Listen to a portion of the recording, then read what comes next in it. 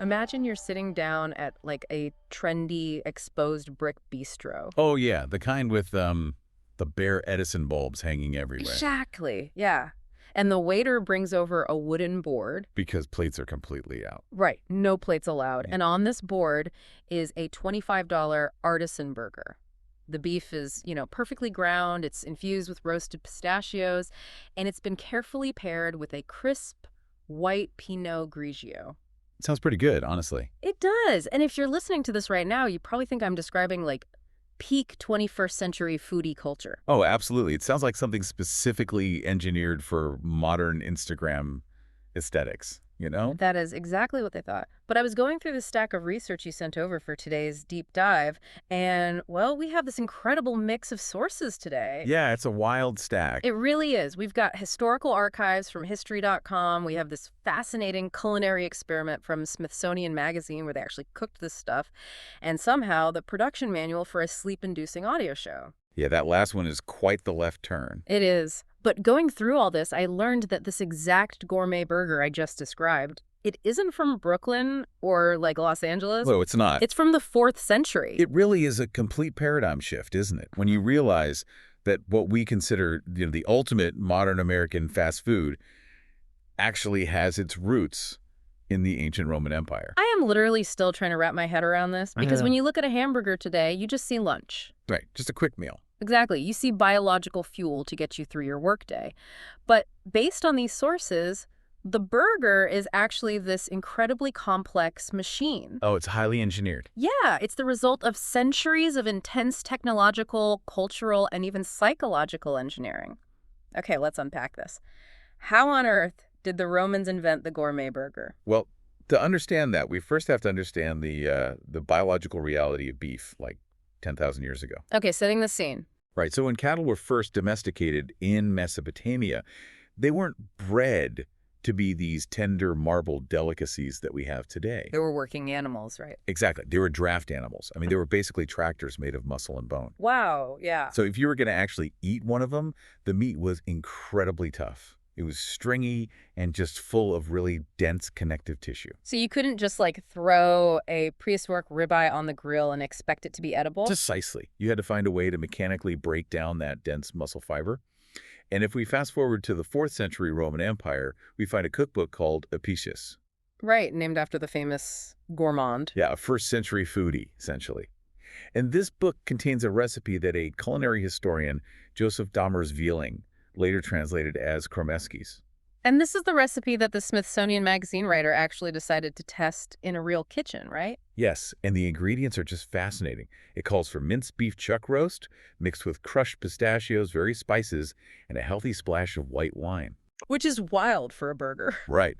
But based on the viticulture of wealthy Romans at the time, that wine would have functioned very much like a modern Pinot Grigio. So the writer teamed up with a culinary historian, Lanny Sorensen, and they literally recreated this 4th century patty. It did. They fried it up, added a dollop of mustard, which I learned was a super common Roman condiment, and they took a bite. And their conclusion completely blew my mind. It wasn't what they expected. Not at all. They said it didn't taste like some weird, ancient, historical artifact. They said it tasted exactly like a high-end, modern gourmet burger. Yeah, the flavor profile, the texture, the whole sensory experience, it was all right there. Which is crazy. It really is a testament to how well the Romans understood the chemistry of flavor, like the fat from the beef, the crunch and the oil of the pistachios, the acidity of the wine cutting through the richness. It's a perfectly balanced culinary equation. But this immediately makes me wonder, if the Romans perfected the ultimate artisan burger 1,600 years ago, why didn't it just conquer the globe right then and there? That's a great question. Why wasn't there a fast food drive-thru on the Appian Way? Well, it basically comes down to the thermodynamics of human labor. We really have to look at the massive technological barrier to entry back then. Right, the technology. Yeah, because think about it. Before electricity, how do you mince meat? You chop it by hand. Exactly. And have you ever tried to finely mince a really tough cut of chuck roast by hand with a knife? No, and I don't want to. Good call, because it is a grueling, physically exhausting task. The historian in the Smithsonian piece points this out. It takes hours of relentless hacking. Hours. Yes, just hacking away with heavy bronze or iron blades, just to break down enough meat for, like, a few patties. Oh, wow. I see. So the caloric energy you expend chopping the meat almost negates the caloric energy you get from actually eating it. Exactly. The mathematics of survival simply don't work out. And because of that immense labor cost, this Roman proto-burger wasn't a quick lunch for the working class. It was strictly an elite luxury. Because you had to have someone else do the work. Right, it was a status symbol prepared by slave labor for wealthy gourmands. You could only eat it if you had the wealth to force someone else to spend their entire afternoon destroying their shoulders to make it for you. Man, that's dark. But it makes sense. So when Rome falls, the luxury burger basically vanishes into the archives, preserved by monks who are copying old texts, but it's totally absent from everyday life. Exactly. It needed a complete reinvention to become accessible to the masses. Right. And to see the first sparks of that reinvention, we have to look at the socioeconomic shift in 19th century Europe, specifically in the massive trading hub of Hamburg, Germany. Okay, right. Because by the 19th century, Hamburg had built this global reputation for having incredibly high-quality regional beef. They did. And around 1848, a wave of political revolution swept across the German Confederation, Causing a lot of people to leave. Yeah, this instability triggered massive German immigration to the United States. And when these immigrants arrived, they brought their culinary infrastructure with them. So that's when we start seeing things change in the U.S. Yes, you suddenly see beer gardens flourishing in American cities and butchers really catering to the diaspora. And American restaurants realized they could capitalize on this, right? They started offering Hamburg-style chopped steak to appeal to both the new immigrants and the locals who already associated the word Hamburg with premium quality. Exactly. It was a marketing tactic. Yeah. And it was even co-opted by the medical community. Wait, really? The medical community? Yeah. In 1867, a New York physician named Dr. James H. Salisbury believed that human teeth were perfectly designed for a heavily carnivorous diet. Okay. So he actually started prescribing cooked, chopped beef patties to his patients to cure digestive ailments. Wait, is that where we get the Salisbury steak? That is the exact origin. It was essentially a 19th century health fad. That is wild. But we also have to be really careful here because the history of this era is completely littered with frauds. Oh, the fake menus. I loved diving into this part of the research. It's so funny, isn't it? It is. So if you're listening, if you search the internet for the first hamburger, you will inevitably find people claiming that the famous Delmonico's restaurant in New York City was serving a Hamburg steak way back in 1834. Right, which sounds plausible at first. Right, and there are literally images of these old yellowed menus showing a Hamburg steak for 4 cents. But when scholars actually apply historical rigor to those menus, the illusion falls apart completely. It totally does. Jack Proust and Ellen Steinberg were the scholars who debunked this, and they didn't just point out one flaw, they demolished the entire claim. They really did. They found that the address printed on the menu didn't even match Delmonico's business listings for that year. The typeset was historically inaccurate. And beyond just the forensic evidence, it simply makes no economic or cultural sense. Right. Delmonico's was arguably the most elite French restaurant in America at the time. I mean, they were serving extravagant dishes like dindon viennoise for $2. Which was an absolute fortune back then. I refuse to believe an elite French chef in 1834 was plating up a 4-cent patty of ground beef next to a $2 fancy turkey dish. It's ridiculous. It really is a classic example of historical retrofitting. People want so desperately to claim the invention of an icon that they will literally forge documents. Humans are so weird. They are. But if we want to understand what 19th century Americans were actually eating when they ordered a Hamburg steak, we can't look at fake menus. We have to look at authentic published recipes of the era. Which brings us back to the Smithsonian Writers' Kitchen experiment. Yes. So they tracked down a genuine recipe from an 1884 edition of Mrs. Lincoln's Boston Cookbook, and the instructions were wildly different from what we do today. Completely different. You take a slice of round steak, you take a heavy mallet, and you physically pound the meat to break up the fibers. Then you fry some minced onions in butter, spread them over the steak, fold the steak in half to trap the onions inside, and then you pound the edges again to seal it. Finally, you broil it. I mean, on paper, that sounds like a fairly flavorful piece of meat. It does, but the writer followed the recipe to the letter, pulled it out of the broiler, took a bite, and just declared it a total failure as a hamburger. Oh, really? Yeah. They said if you put it on bread, the modern American palate would categorize it as a tough steak sandwich, not a burger. Ah, I see. And I really want to push back on the culinary historians who try to point to this pounded steak as the direct ancestor of the modern burger, because the physics just don't make sense to me. How so?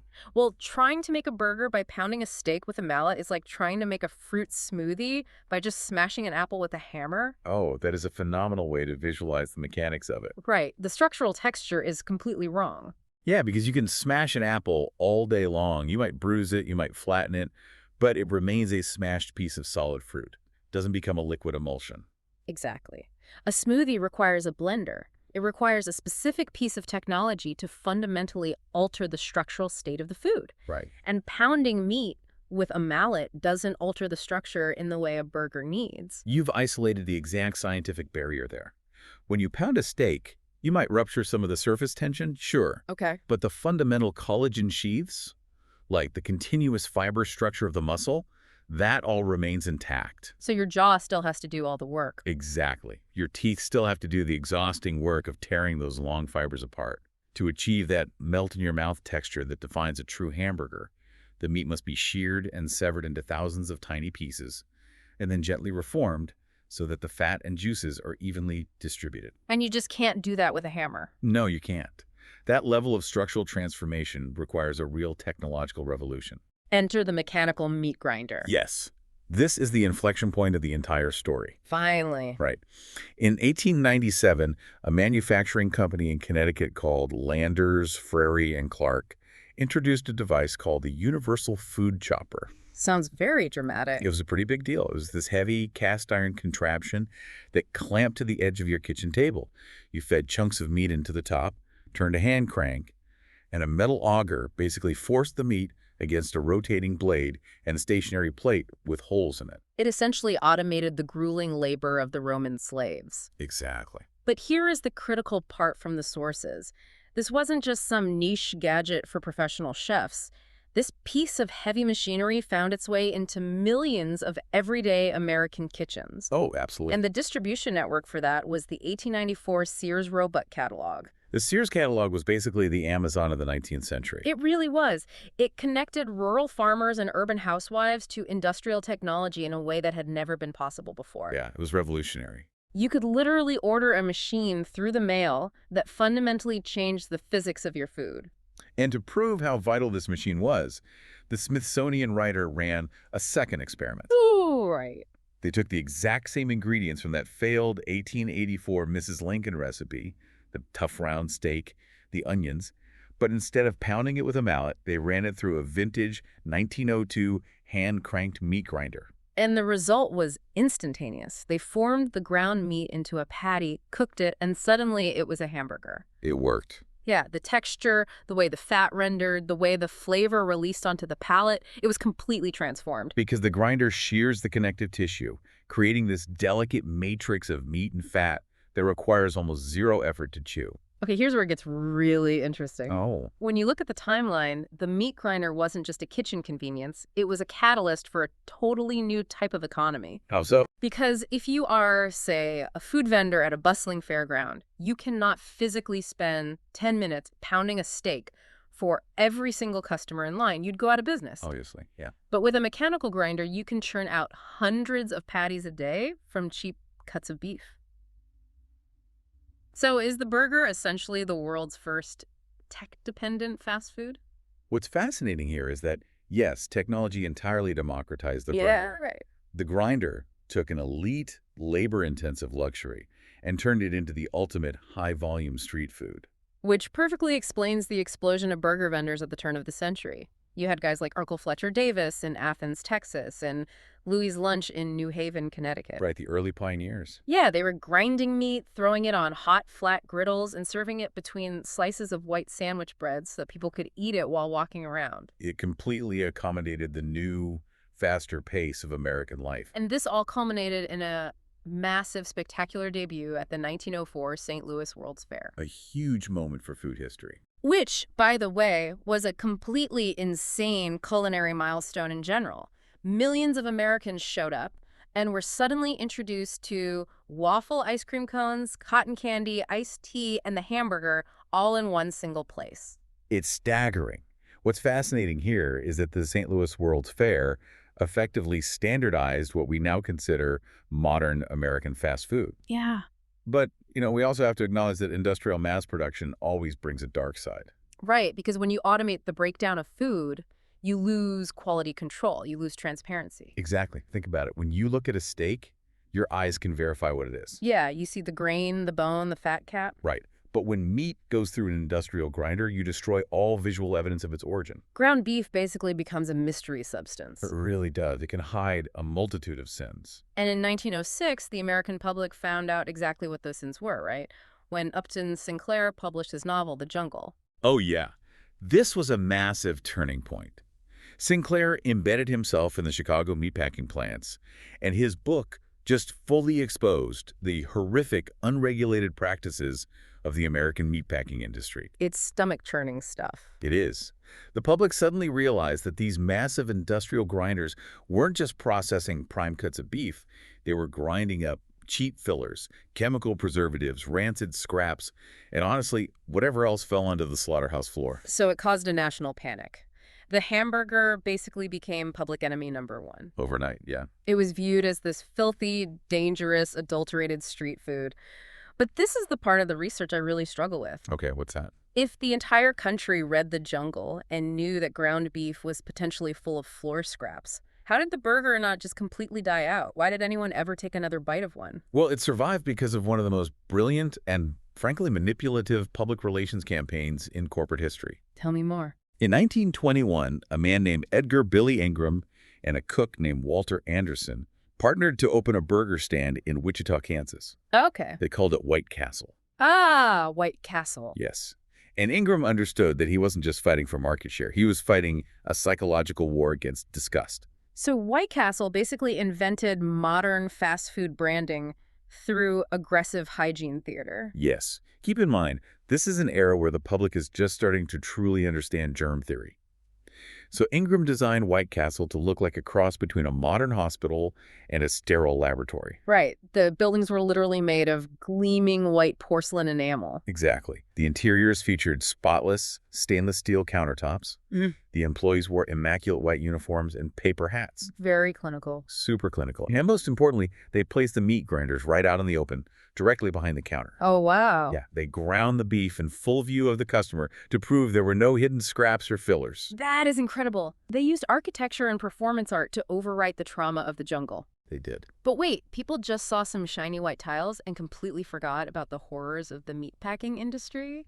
Was the public really that easily swayed by a hygiene theater? Well, Ingram didn't stop at the architecture. Oh, there's more. Oh, yeah. He was so relentless about reshaping the narrative that he actually funded a scientific study through a medical school. Wait, really? Yes. He essentially paid researchers to feed a medical student nothing but White Castle hamburgers and water for weeks. You're joking. Nope. Just so he could proudly advertise that doctors proved his burgers were a perfectly balanced, healthy diet. It's an absolute masterclass in corporate propaganda. He weaponized the aesthetic of medicine to sell fast food. And it worked flawlessly. By standardizing the product and wrapping it in this hyper-clean, systematized environment, White Castle built the blueprint for the entire modern fast food industry. They proved that predictability and perceived cleanliness could scale infinitely. Exactly, which totally paves the way for the massive post-World War II franchise boom. Right, we get McDonald's and In-N-Out Burger in 1948. Burger King in 1954. Wendy's in 1969. And we can't ignore the military aspect of this either. Oh, right, the war. Yeah, during World War II, the U.S. military deployed millions of soldiers globally. And those logistical supply chains brought this highly engineered, fast-paced American burger culture to the rest of the world. So by the mid-20th century, the hamburger was no longer just a sandwich. It was the ultimate symbol of modern industrial efficiency. It was cheap, it was uniform, and you didn't even have to get out of your car to consume it. Right. If the mass-produced hamburger is the ultimate fast-paced physical fuel for a society that never stops moving, Sleepcast is the audio equivalent of hitting the emergency brakes for our brains. Which is such an abrupt transition, but it makes so much sense when you look at the whole picture. It really does. And that provides a perfect, slightly ironic transition to the final source in today's stack, those production guidelines for Sleepcast. This is where the true cost of all this efficiency really comes into focus. Yeah, I was reading through these guidelines, and it's a completely different kind of engineering. Sleepcast literally bills itself with the slogan, probably the most boring podcast in the world. It's a great slogan. It is. And the producers are bound by these incredibly strict acoustic rules. The intro has to be slow, soft, and monotonic. The pacing is deliberately dragged out. No sudden volume spikes allowed, Oh, right? not at all. The outro is designed to gently lower your heart rate. The entire show is acoustically engineered to be as unstimulating as humanly possible. It is meticulous neurological manipulation designed to induce unconsciousness. It's such a wild contrast for the listener. Think about this. On one hand, we use technology like the meat grinder and the franchise system to optimize our waking hours for maximum efficiency and speed. We created the mass-produced hamburger so we never have to stop working or producing. Right. But then on the other hand, we have Sleepcast. So I have to ask, what does it say about us that we need highly engineered fast food for our bodies, but we also need highly engineered, quote-unquote, boring audio to force our minds to shut down? This raises an important question, doesn't it? It says that our technological optimizations have severely backfired on our biology. How so? Well, we used industrial engineering to remove the physical exhaustion from our days. Like we talked about, you no longer have to spend 3 hours hand-mincing meat for a meal. Right, you can buy a burger in 90 seconds. But by optimizing every waking second for maximum efficiency and constant consumption, we have completely flooded our nervous systems with cortisol and dopamine. Wow. Okay, so we engineered away the physical exhaustion of the Roman slave, but we replaced it with the psychological exhaustion of a hyper-fast, perpetually overstimulated society. Exactly. Our circadian rhythms are so thoroughly broken by the speed of modern life that we can no longer achieve a basic biological function like sleep without utilizing yet another engineered product to trick our brains into resting. That is just, it's heavy, but it makes so much sense. So to wrap this up for you listening right now, think about the wild journey we just took. It really covers a lot of ground. It does. We started 10,000 years ago with the domestication of tough working cattle. We jumped to ancient Rome, where the thermodynamic reality of hand-mincing meat kept the gourmet burger an elite, inaccessible luxury. Prepared by slaves for the wealthy. Exactly. Then, the Industrial Revolution and the 1894 Sears catalog put mechanical meat grinders into everyday homes, fundamentally changing the physics of the beef and democratizing the sandwich. And we saw how that industrialization caused a massive PR crisis with the jungle, and how White Castle used the psychology of white porcelain and hygiene theater to save the burger's reputation. Which laid the groundwork for global empires like McDonald's, all the way to our modern era, where our extreme obsession with convenience dictates not just the hyper-processed fast food we eat on a rushed lunch break, but the carefully crafted, sleep-inducing audio we consume when we finally try to wind down at night. It's all connected. It really is. Everything around you, what goes into your body and what goes into your ears, is the result of centuries of relentless technological and cultural engineering. And, that leads to a rather provocative final thought to mull over. Oh, what's that? Well, the hamburger evolved from a labor-intensive ancient luxury into the ultimate mass-market symbol of cheap, fast convenience purely because of a technological leap, the meat grinder. Right.